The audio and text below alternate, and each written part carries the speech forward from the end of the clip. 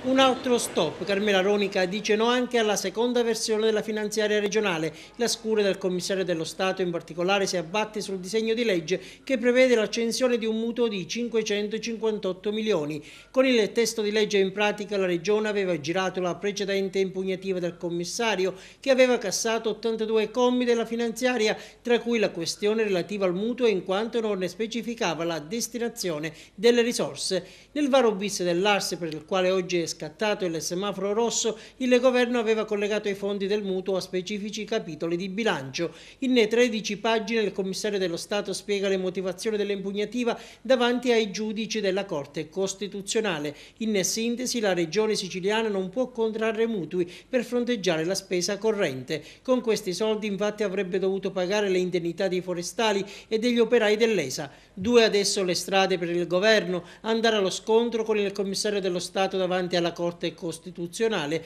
o, come appare più probabile, andare ad una rimodulazione del bilancio. Non si sono fatte attendere intanto le reazioni e i commenti. Per Rudy Mayra, capogruppo PD all'ARS, l'ennesima bocciatura dimostra il fallimento totale dell'azione del presidente Raffaele Lombardo. Dura la presa di posizione di Gianpiero D'Alia, segretario regionale dell'UDC. Non ci sono parole, tuona per denunciare ancora una volta l'atteggiamento arrogante del governo regionale e della sua maggioranza, la quale persevera nell'intento velleitario di aggirare i vincoli di bilancio per mantenere volumi eccezionali di spesa improduttiva. E interviene anche il segretario regionale della UIL, Claudio Barone, che afferma: il governo lombardo continua a dimostrarsi incapace di mettere a punto una manovra finanziaria che non cada sotto la scure del commissario, ed è inaccettabile che di questa incapacità ne facciano le spese i lavoratori, conclude il sindacalista.